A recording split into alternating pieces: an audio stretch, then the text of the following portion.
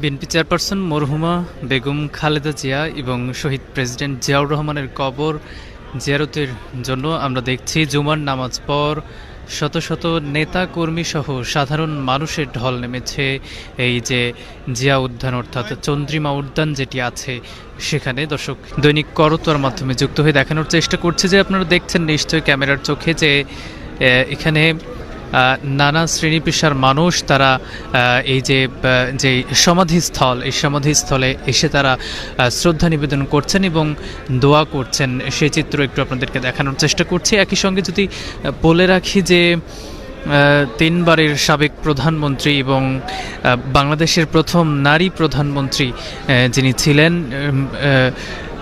বেগম খালেদা জিয়া, তার যে সমাধিস্থল সেটি কিন্তু তার যেই স্বামী শহীদ প্রেসিডেন্ট জিয়াউর রহমান তার সমাধিস্থলের পাশেই কিন্তু দাফন করা হয়েছে এর আগে, যেমনটি আপনারা নিশ্চয় জানেন। এবং সেখানে আমরা দেখেছি যে গতকাল জনসাধারণের জন্য সেটি উন্মুক্ত করে দেওয়ার পরপরই এখানে বিভিন্ন শ্রেণী পেশার মানুষ তারা শ্রদ্ধা নিবেদন করতে আসছেন, সেই সঙ্গে এখানে দোয়া দরুদ পাঠ করছেন, একই সঙ্গে মোনাজাত করছেন, পাশাপাশি তারা ফুল দিয়েও শ্রদ্ধা নিবেদন করছেন, সেই চিত্র আপনাদেরকে দেখানোর চেষ্টা করছি। এবং বলে রাখি যে তিনবারের সাবেক প্রধানমন্ত্রী বেগম খালেদা জিয়া তিনি আমরা দেখেছি 23 নভেম্বর ইভার কেয়ার হসপিটালে নিয়মিত স্বাস্থ্য পরীক্ষার জন্য ভর্তি হয়েছিলেন। এরপর তার স্বাস্থ্যের অবনতি হতে থাকলে সেখানে তাকে ভর্তি করানো হয়। ভর্তি করানোর পরেও তার স্বাস্থ্যটা আসলে অবনতির দিকেই যাচ্ছিল। 30 ডিসেম্বর বেগম খালেদা জিয়া সকাল 6টায় তিনি ইভার কেয়ার হাসপাতালে শেষ নিঃশ্বাস ত্যাগ করেছিলেন। শেষ নিঃশ্বাস ত্যাগ করার খবর যখন দেশ বিদেশে ছড়িয়ে পড়েছিল তখন আমরা দেখেছিলাম যে সকলের মাঝে একটি শোকাবহ অবস্থা, শোকে সবাই আসলে স্তব্ধ হয়ে গিয়েছিল, এমন একটি অবস্থার সৃষ্টি হয়েছিল সারা দেশে।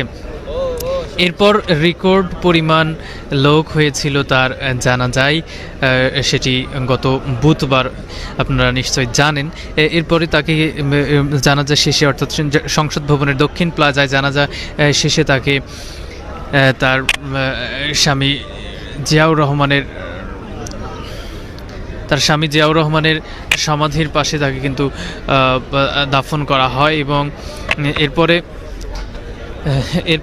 এরপরেই যখন গতকাল জনসাধারণের জন্য সেটি আসলে উন্মুক্ত করে দেওয়া হয় তখন থেকে আমরা দেখছি যে নেতা কর্মী সহ বিভিন্ন শ্রেণী পেশার মানুষ দলমত নির্বিশেষে এখানে তারা আসছেন, শ্রদ্ধা নিবেদন করছেন, একই সঙ্গে দোয়া দরুদ পাঠ করছেন, মোনাজাত করছেন।